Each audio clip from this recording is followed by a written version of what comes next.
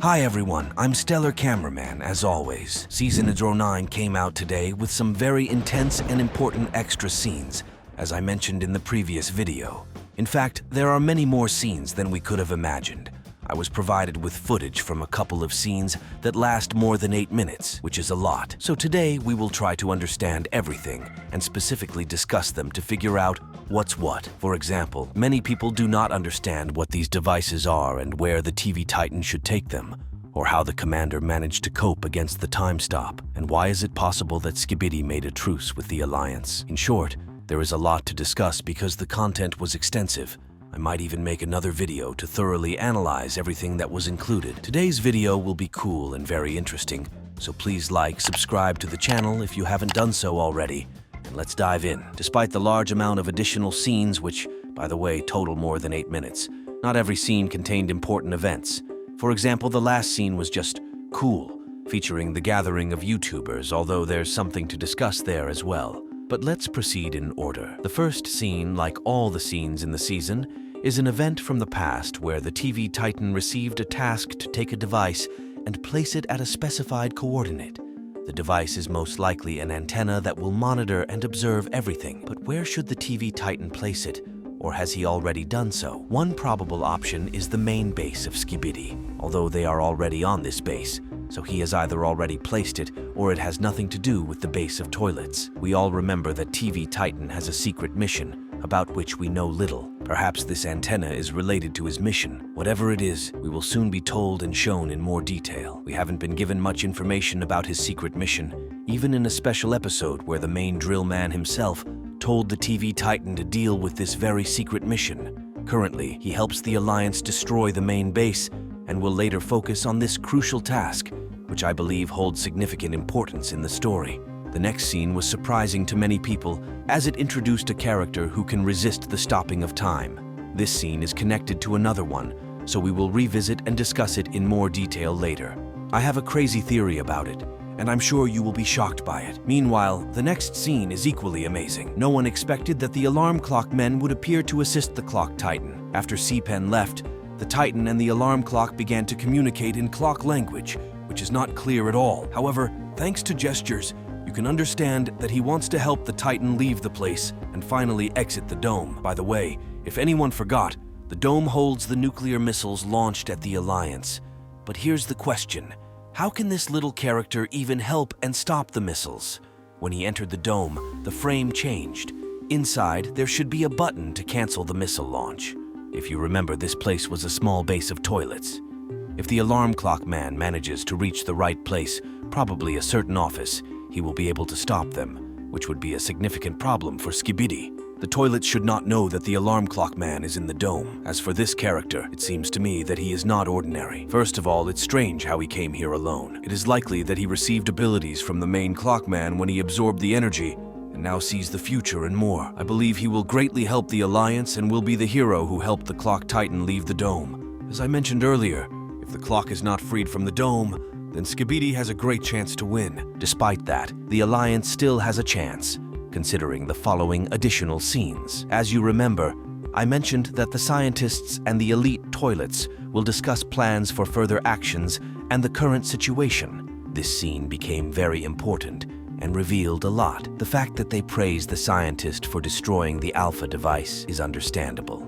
Despite the device, or rather the counter-Titan, still being alive, he has no intention of interfering with Skibidi. When they were discussing the Alpha Master, who is in space, it involved Man 09, this particular detective, who suggested investigating the Alpha and his master. However, the commander mentioned that he did not return. By the way, this is the first time he spoke, which was funny. Meanwhile, the engineer said that going to space is a long and complicated process, and it's possible that he has encountered problems.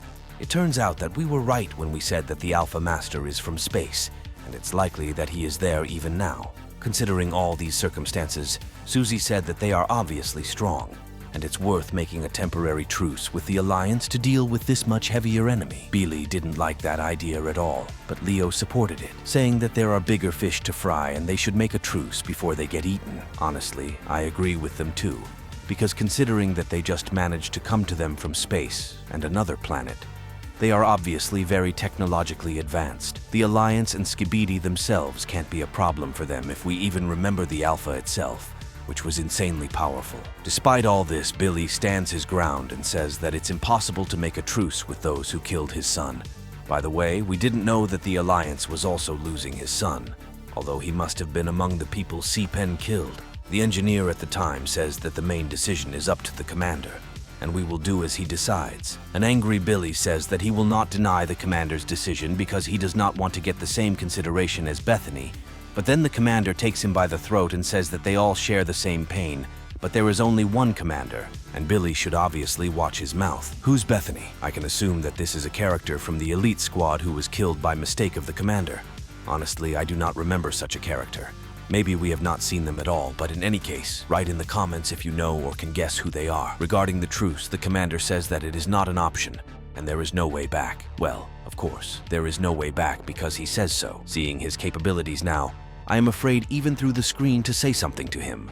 Let him do as he decides, but frankly, as a leader for his army, he is very good and cool. Thus, he has all chances to win. You would think that the scene is over, but in fact, there are a couple more very important moments. The commander needs to see Jimmy, that is, a G-Man, who is still being developed but is almost ready, as the sign next to him indicates. The commander tells him that this may be the last meeting, and that he should be ready for the consequences.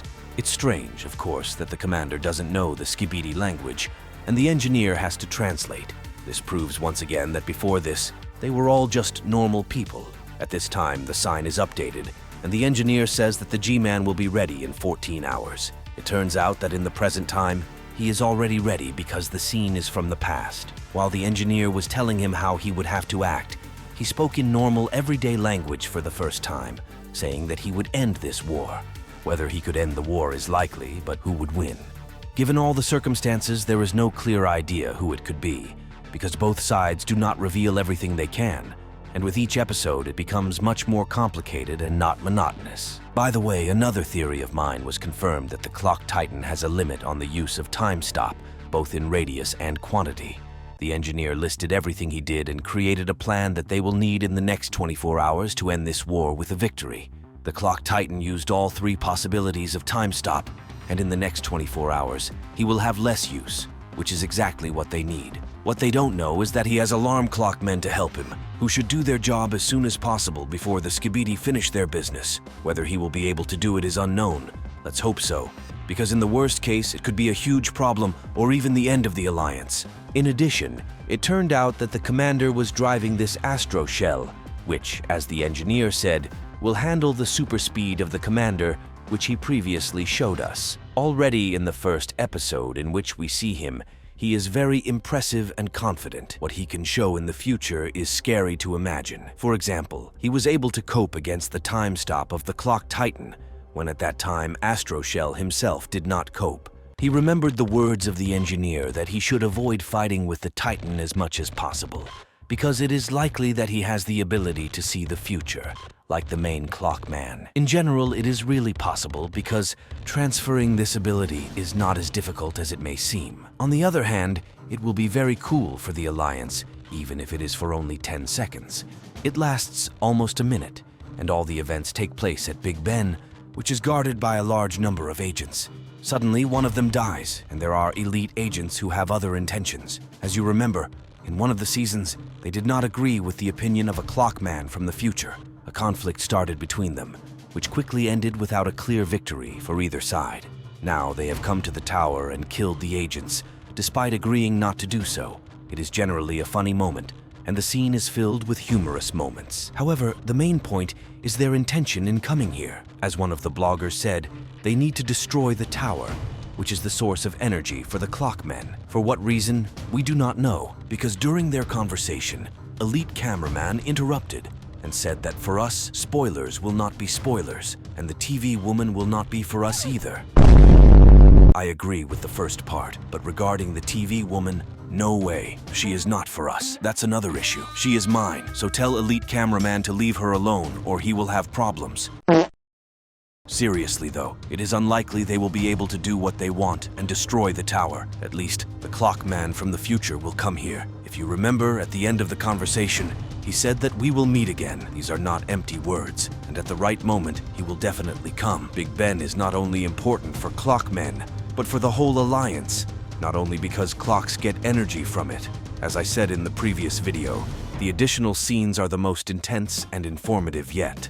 I will try to release another video with more detailed analysis of everything. Since the next episode will not be released soon, go ahead and like and subscribe to the channel with a bell to be the first to see my videos. This was Stellar Cameraman. See you soon.